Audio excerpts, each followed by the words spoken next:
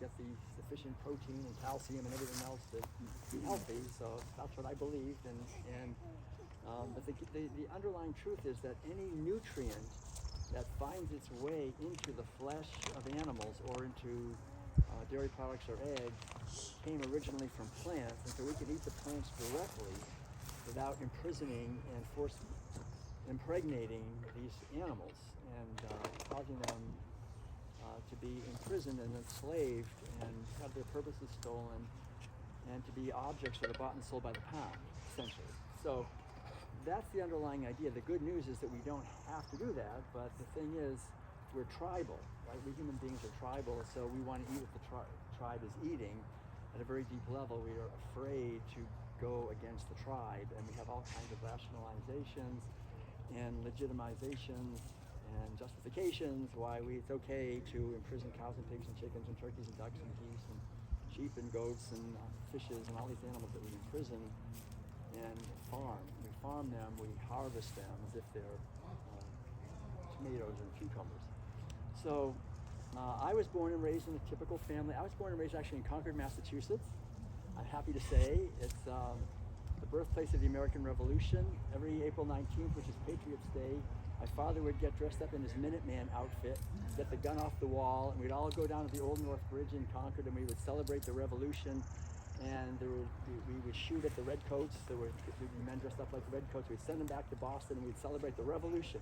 If you don't have freedom, we better make sure you get rid of the tyranny. And later in Concord, in the 1800s, there was another kind of a revolution. It was the Transcendentalist Revolution or movement, which was really broadening, I think, in many ways, the spiritual foundation to include a lot of wisdom traditions from Asia, right? I mean, why not? And so one of the things that I realized when I was growing up and then later when I went away to college is that there's a tremendous amount of wisdom on this planet to live in harmony with nature and with our own true nature, which is eternal. We are eternal consciousness that was never born and will never die. But we're raised in a society, because we have 10,000 years of animal agriculture, of buying and selling living beings by the pound as if they're just sacks of cement, that we just don't think of them as beings, right? We don't think of, when we buy a burger or cheese or fish sticks, we don't think of the cow and the chicken and the animals that were harmed. We just want to eat that. We just see the object. We don't look deeply. We don't look beyond the surface. We don't see what it really is. We just see the matter. We don't see the being.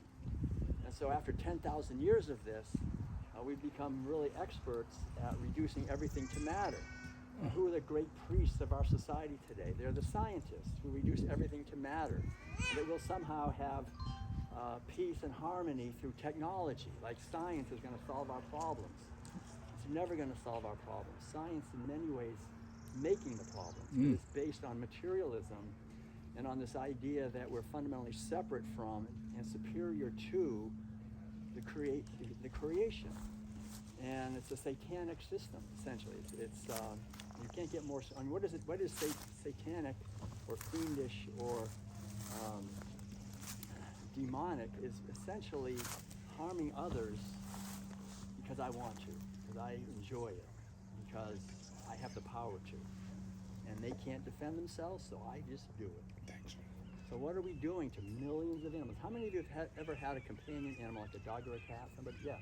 So you know, you wouldn't like it if someone came by and said, wow, she looks pretty good. Maybe I'm going to make some dog stew. How about $5 a pound?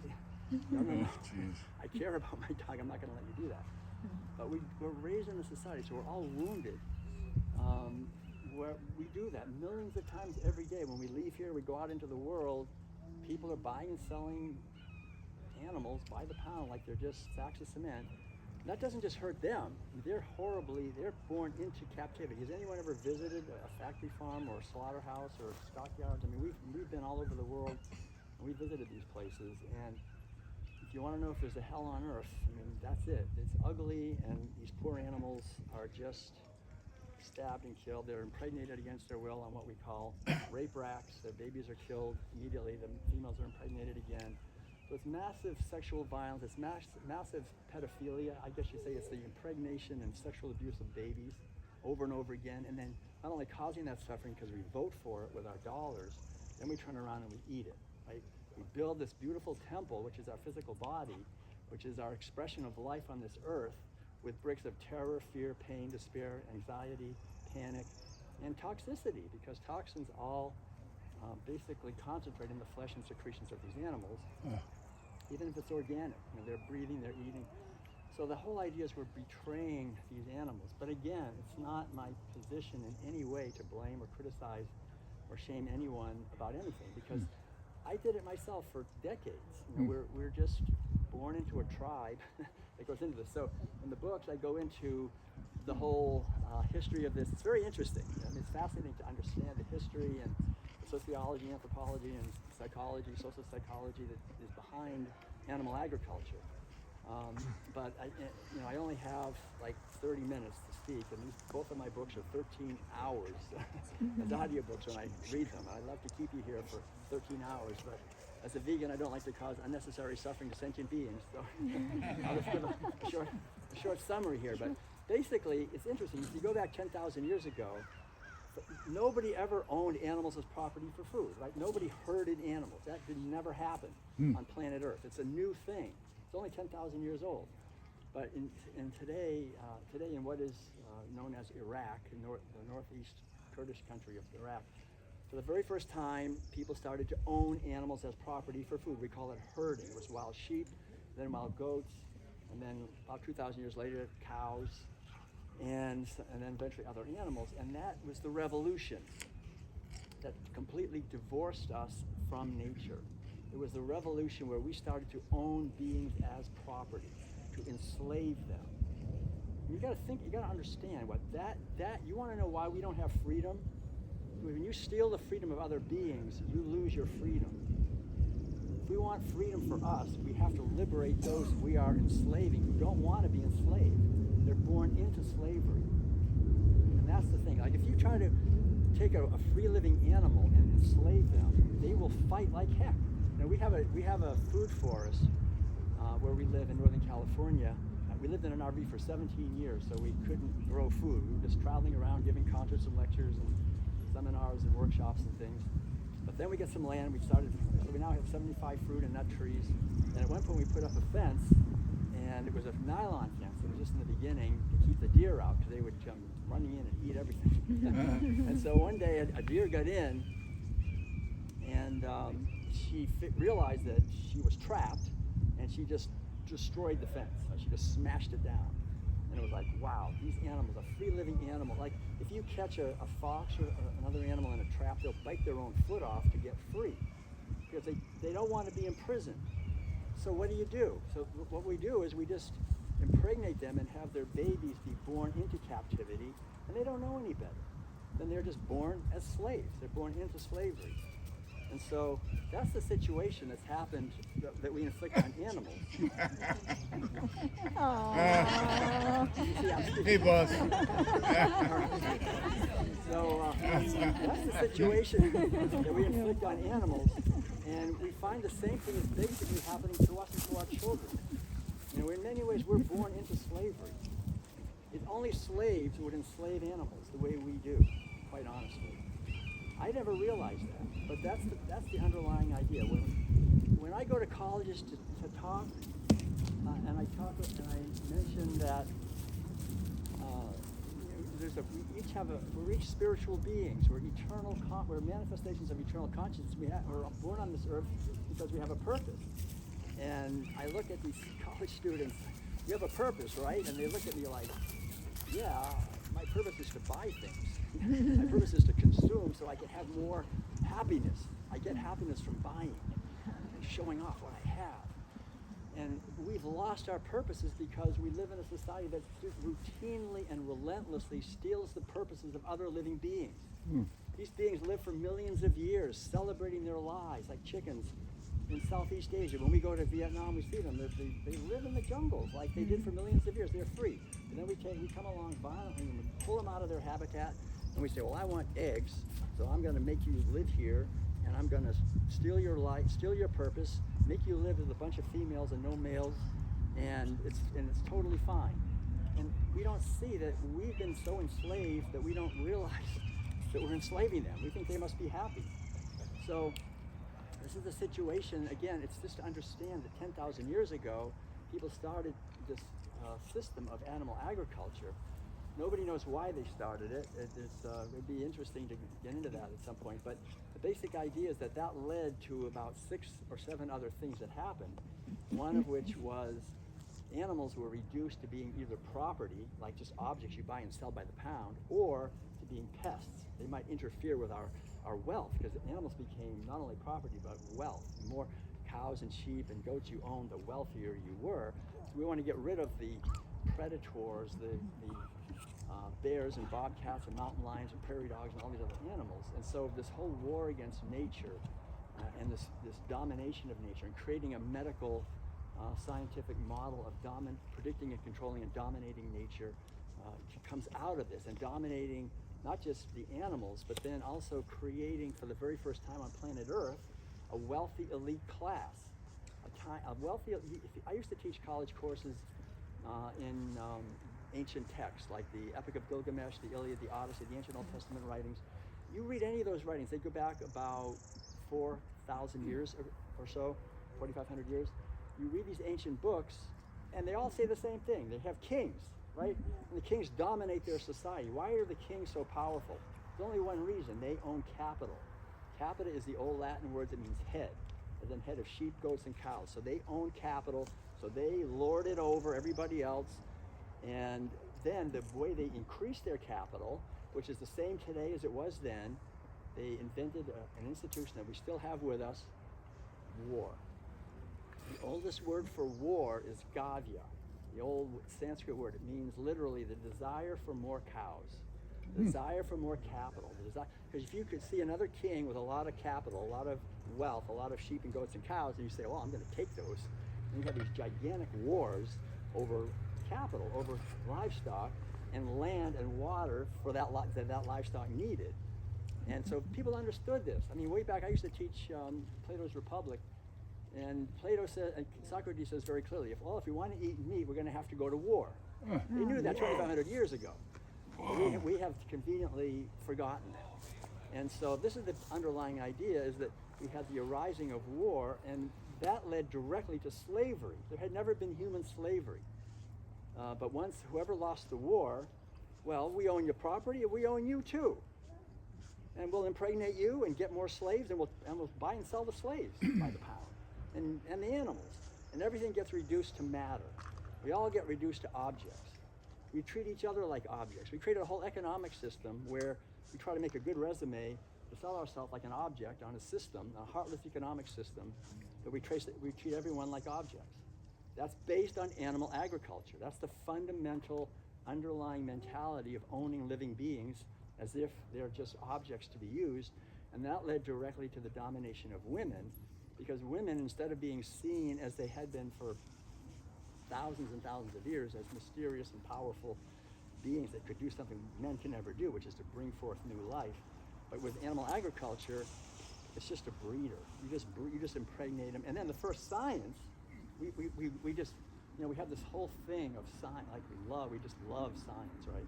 What was the first science? Science was figuring out how to dominate and exploit animals and genetically use them so you'd have animals that would give you more milk and have more flesh and more wool and so forth. That's the systematic domination of nature, is what science has basically been. And that whole system was about dominating females and the feminine dimension, and nature is seen as a female to be dominated and used. And so that's why we have this terrible fear of nature and germs and viruses, which is then used by the pharmaceutical industry to terrify all of us into getting jabbed with toxic chemicals and be enslaved. You have no freedom if you're not healthy. That's the main thing to understand, is our freedom depends on us being healthy physically, psychologically, emotionally, and spiritually. And that is our responsibility. It's not the responsibility of the doctor. If I give my responsibility to be healthy to a doctor, I will never be healthy. They'll find all kinds of ways to make sure I take more drugs and more poisons to be sick. If I give my responsibility to be free, to the government, I'll have no freedom. They'll find all kinds of ways to take away my freedom. So we are responsible for the quality of our health, the quality of our communities, the quality of our freedom and our consciousness. And this basic idea is destroyed by animal agriculture, because animal agriculture is about the strong dominating and exploiting the weak. And if we're engaging in that, if I'm taking out my wallet and paying for someone to do what I wouldn't want to do, which is to stand there in blood, stabbing animals all day, or standing there and impregnating female animals on a rape rack all day. And, I mean, these people have the highest rates of suicide, drug addiction, alcoholism, spousal abuse, child abuse.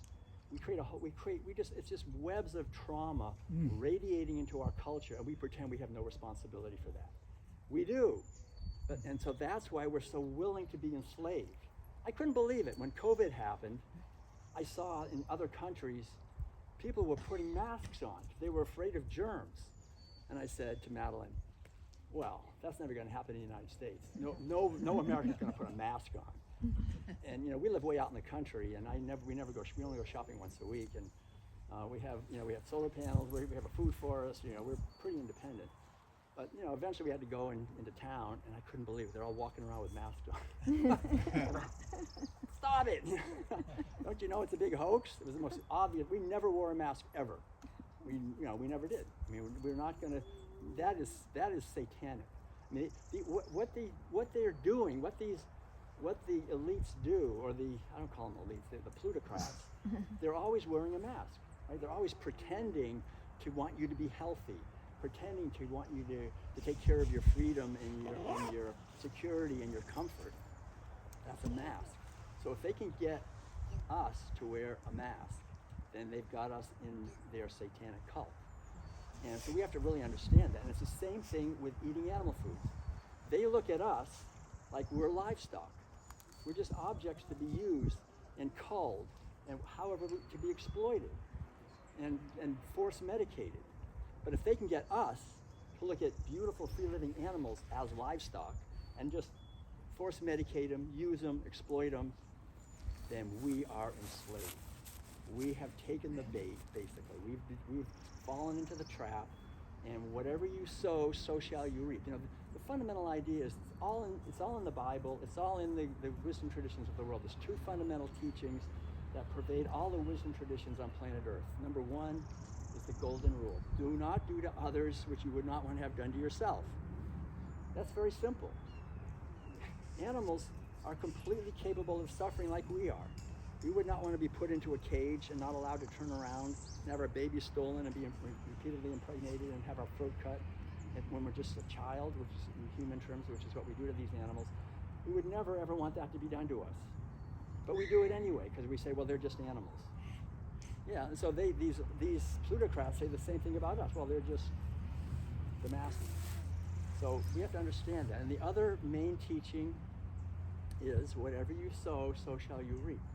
So again, Madeline and I have been warning for 30 years. We've been saying, traveling around the whole world, saying if we're going to insist on exploiting animals, force medicating animals, tracking animals, and impregnating them when they're children, sexually abusing them by the millions, we're going to find the same thing happening to us.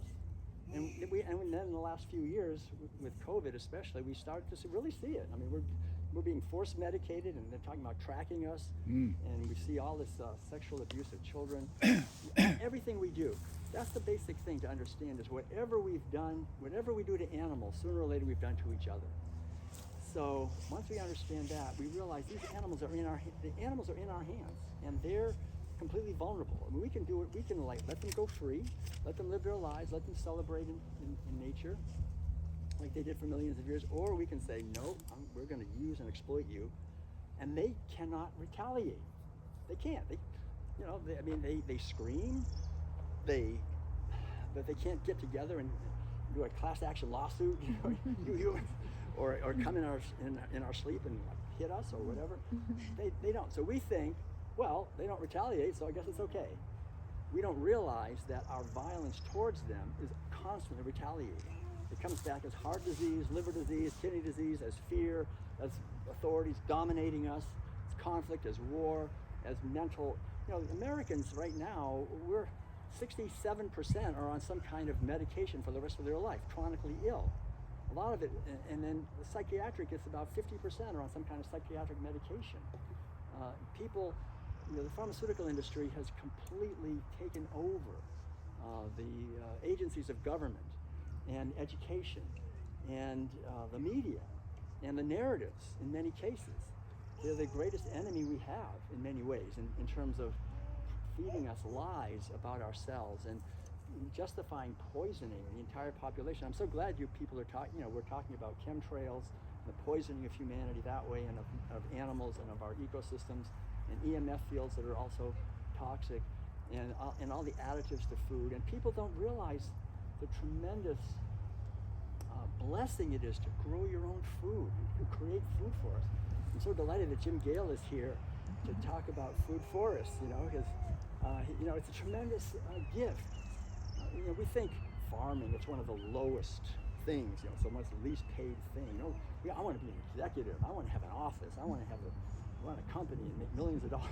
I don't want to get my hands dirty in the dirt. And, Madeline's out there every afternoon. We got this. We only have a half an acre of land. We have about a quarter of an acre of land. We have 75 fruit and nut trees. We have 6 raised beds of vegetables, lots of berries. Every day we're out there. 5 months of the year we're on the road, talking and doing this. And 7 months of the year we're growing food, and growing food for ourselves, for our neighbors. We sell some at the farmers market. But I think that is something when you connect with the beauty of the abundance.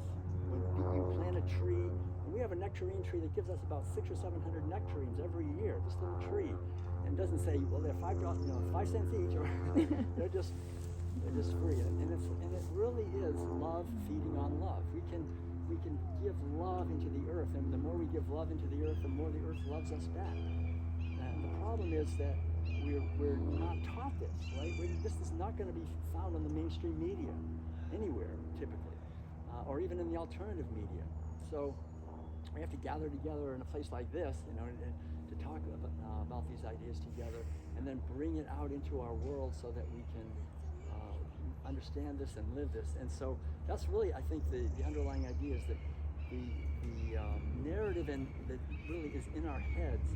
It's been planted, and blinders have been put on us to not look too far either way. And it's only through meeting other people and learning. Like in my own case, it was the only reason I ate animal foods all those years that I did was because of the community I was raised in. I started out saying I was born and raised in Concord, Massachusetts. When I was about 7, I asked my mother about the food we were eating. It was a lot of meat, dairy, and eggs. And I said, what we eat, is that what everybody eats? And she said, yeah. Everybody in the whole world?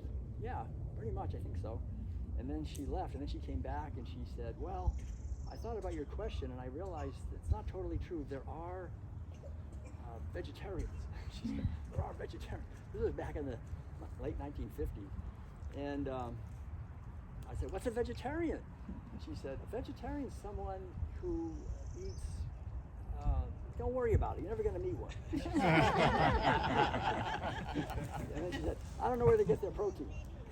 And so in my young mind, I thought, wow, my mother's really old and she never met one, so these vegetarians must be very weird, strange, rare people, and they're not getting enough protein. So I was so glad I wasn't a stupid vegetarian who didn't know any better, and eat protein, because I knew protein was really good. But I have to say, a few years later, I went off in the summers. My brother and I would go to the summer camp in Vermont.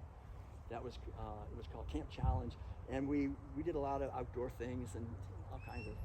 But they also was a farm there, and so I remember I made my own axe, and then I every year I was taught to catch a chicken and hold her down with my axe and cut her head off, and then put her through the scalding tank. And I remember doing that. I didn't like doing it, but I knew I was doing the right thing. I knew I was doing what I was supposed to do, because basically at that point I'd gone through 13 years of the most intense indoctrination a human being can go through, and I knew beyond the shadow of a doubt that God gave us certain animals to eat. They don't have a soul, they taste good. If you don't eat them, you're definitely going to die within 24 hours of a protein deficiency. You got to do it, And so, I'm 13 years old. I can do that. But every year we would also gather around a cow, he only had a few dairy cows, but he'd say, well, this one of our cows is too old now, and we can't use it for milk anymore. We're going to use it for meat. And so we would stand there with a gun and just like keep pulling the trigger, and if enough bullets go into her head, she finally crashes to the floor. And so that's the thing, I saw the terrible suffering that these animals endure. Her babies had been repeatedly stolen. We lived in an RV for all those years, and sometimes we would park near a dairy, and I heard at 2 or 3 o'clock in the morning the dairy cow mothers screaming, basically just bawling because their babies have been stolen again. They steal the baby and they steal the milk. It's just a stealing. It's just downright hideous violence towards these female animals and to the children. It's the domination of the female and the child, which have these tremendous powers of life. So we steal those and sell those. And so the underlying idea for me, was just when I saw that, and the funny thing was, we would ask the guy who owned it, well, how old is she? She's too old now. Well, she's 5 years old. That's too old. And, can you believe that? Cows would live 25 years, naturally, in the wild. That's what they always lived, 20, 30 years, something like that. And after 5 years on any dairy, organic or not, they're worn out because they've been kept pregnant and lactating simultaneously through about 5 pregnancies at that point. Every 9 months, they just do it again. They get them pregnant early on, and then they don't want to feed them. They're not getting milk money out of them. So no female mammal is designed to withstand that kind of abuse, to be pregnant and lactating simultaneously. So that's what they do, and then one of the babies will be a slave on the dairy. They kill the other ones. And I saw all that, but I couldn't wrap my mind around it. I thought, well, good, okay, that's what we got to do. And I went away to college in Maine, and in the early 1970s, I heard there were some vegetarians on campus, but I never met one. As your mother said, you'll never meet one. But they're around somewhere. But then I started studying religion, kind of spirituality. I started thinking about cosmic consciousness and trying to have, is it possible for us, instead of just living our life with our nose down, trying to make enough money to pass on our genes and have something and retire and get it over with, kind of. Really, life is an amazing adventure of discovery, of spiritual potential, that we can awaken to states of consciousness of unity and harmony and fearlessness and blessing. And the people like Jesus and Buddha and many great sages and saints, both men and women, have attained much higher consciousness. And I thought, that's the thing. That's how do we do that? I thought. So I was talking to my younger brother. We got to. And my brother said, "Yeah, we got to do it. We got to attain cosmic consciousness." What do we do? And we didn't know what to do. And then we knew exactly what to do. All we got to do to attain cosmic consciousness is go to California. So we did. So we headed out. We thought we would do it like the sadhus of India. I remember I graduated from college. I told my parents we're gonna go to California. We're gonna try to attain cosmic consciousness. My father owned a newspaper. It was one newspaper when I was born. By the time I was in college, it was 13 newspapers. And I learned from him 2 things. One thing I learned was he wanted to be a doctor. And he wasn't a doctor. And I said, Dad, how come you're not a doctor? He said, well, I was a medic in World War II, and I was over there in France at D-Day +6 or whatever it was. He said, and I saw a lot of horrible stuff. And also, he said, one of my main jobs was the soldiers would line up in a big long line, and I had to vaccinate them. I had to give them shots, one after the other. And after that, they usually didn't do too well. So he said, I think what you should do is you should stay away from doctors. And I have done that. And Madeline, my wonderful wife, the last time I was to a doctor for anything, or a drugstore for anything, was 1972.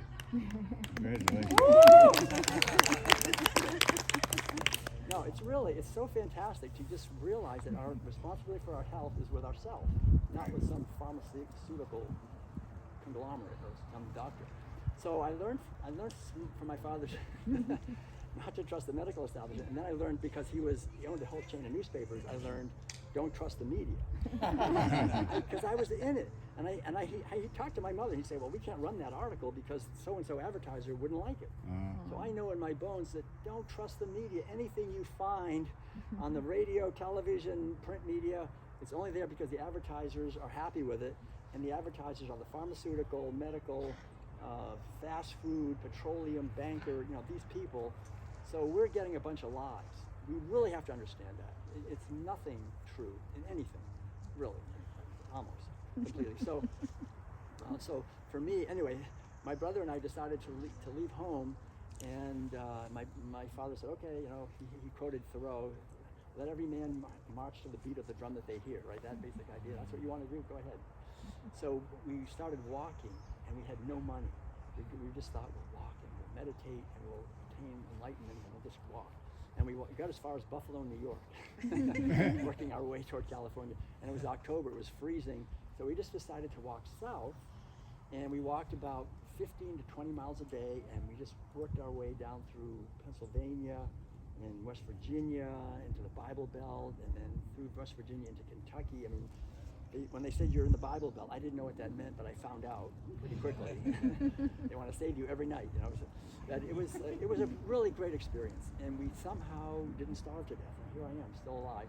And we worked our way eventually down into Tennessee, and south of Tennessee, south of Nashville, we discovered a community called The Farm. And The Farm in 1975 was the largest hippie commune in the world. I remember and that. They grew a lot of their own food. And so we lived there, and they were all vegetarians. They said, we're all vegetarians, 900 people, all vegetarians, mostly from California.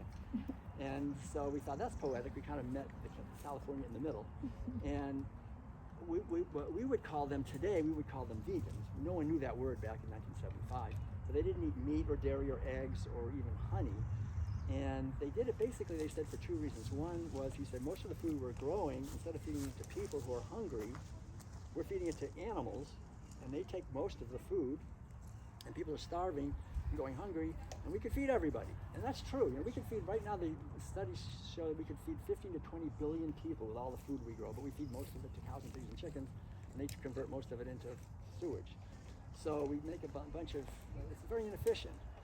And the neat thing is that we could reduce the amount of agricultural land by 3/4. I mean, it's incredible. We could most of the earth could go back to forests and prairies if we would just eat plants instead of trying to eat all these animals and feed them. And they have to eat so much, and it's ridiculously inefficient and wasteful. It's all it's like wasting resources, wasting animals, wasting lives, wasting the beauty of the earth, we're cutting down rainforests at 3 acres per second to just grow genetically engineered soybeans to feed to cows and pigs and factory farmed fishes.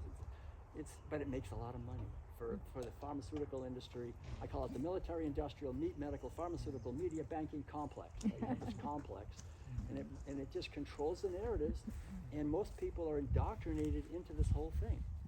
So, but anyway, so at the farm, he told us about that, and then he also told us a little bit about the cruelty to the animals.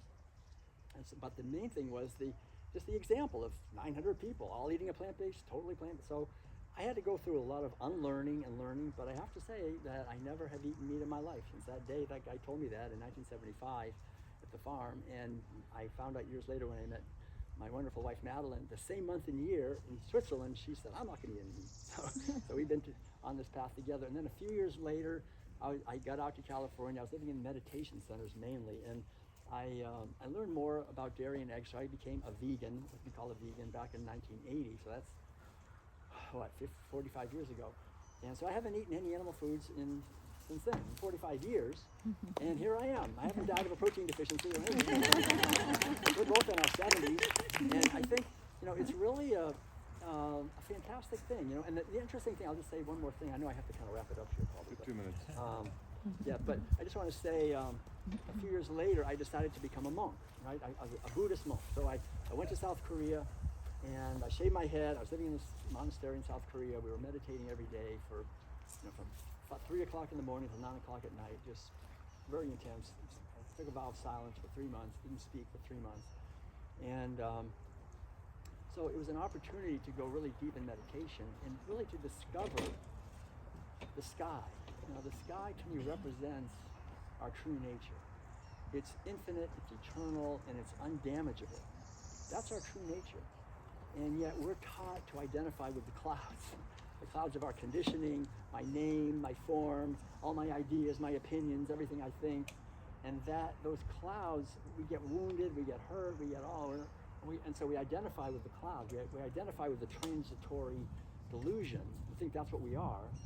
and we have to understand that we're not corporeal, essentially. We are not just a physical thing. We are eternal consciousness expressing. It's like if you go to a beach and you see a footprint in the sand, you don't go up to the footprint and go, "Hi George, how you doing?" Just a footprint, right? This is a footprint waving. You don't see the being. What we are is the consciousness that makes us possible. So we don't have to be afraid of anything. The clouds can never damage the sky. And so what I realized when I was in Korea at this monastery, this was a community that had been practicing what we would call vegan living for 750 years, right? You know, since the 1200s, there was no meat, dairy, eggs, wool, silk, leather, even mosquitoes. You try not to harm them. The whole idea was to create a community based on non-harmfulness, on loving kindness, on compassion and caring. Because if you're doing a lot of meditation and you get into the awareness that there is one life living through all of us, if I harm somebody else, I'm just harming myself. The more we are givers and the more we are taking care of others, the more joy and happiness we have. The more we're trying to get for ourselves, the more miserable we are. Because that's the delusion of being a fundamentally separate self, which is a delusion. We're not. There's one life living through all of us. It's like this, like my one finger. You know, I play the piano, so if this finger said, "Well, get out of my way," it's not going to work. You know, we're all here to serve a much higher life. And when we serve that higher life, then we're living in harmony with each other. So that's the underlying idea. Like we keep saying, the underlying idea is that there's one life living through all of us. And I'll just close with a short poem by Shel Silverstein, the great poet. He said this very short poem: "Thanksgiving dinners, sad and thankless. Christmas dinners, dark and blue. When you stop and try to see it." Say that right? Thanksgiving dinners, sad and thankless. Christmas dinners, dark and blue. When I stop to try to... Forgetting it. You need some protein. Remember that? Yeah. Thanksgiving dinners, sad and thankless. Christmas dinners, dark and blue. To a turkey's point of view. Yeah, when I try to see it from a turkey's point of view. Sunday dinner isn't sunny. Easter feasts are just bad luck. When I stop and try to see it as a chicken or a duck. Oh, I once loved tuna salad, steak and lobster, lamb chops too, till I stopped and looked at dinner from the dinner's point of view. You know, so that's the basic idea. It's like just stopping and say, wait a minute, now how does it look from the other point of view? And again, it's not in any way about feeling guilty or bad, just realizing that, you know, all of us have been wounded, we've been kind of compelled to eat this way, and it's justifiable through all the different things and so forth, but it's a prison. We put them in a prison, we end up in a prison. And when we get out of it, it's so great. I mean, I've been a vegan for 45 years. It just gets better and better and better and better every day. The food gets better, life gets better. It's an ever-ascending spiral of raising our vibratory level so that we are actually manifesting the love and freedom that we yearn and giving that to others who are at our mercy. These animals are at our mercy, and the hungry people and the slaughterhouse workers and the infinite web of relations, wildlife that's destroyed. So it's about loving and giving and actually creating that as a foundation, and then from there, everything is possible. So thank you very much, everyone. I'm happy to...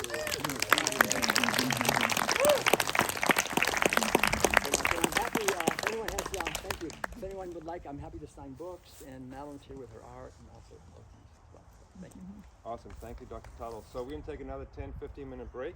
And you have Can we ask questions? Dr. Tuttle a question? You can. So that's what I'm saying. You can take a break and you can come ask him a question. Can we ask for the group? You can ask for the group, but everybody else, if you want to take a break, you want to get some food, you want to go for a walk, you're more than welcome to. Good? Dr. Tuttle, if you had the chance to fix the factory farm system right now, carte blanche. Can you repeat the question? If I could change the factory farm system right now, what would I do? Well, the thing is, it's a supply and demand. You know, as long as people want something, they'll supply it. Yeah. So that's why we focus on helping people to say, gosh, you know, I can live totally fine on potatoes and vegetables and fruits and nuts and grains and seeds and so forth, and just focus on that. And let the factory farms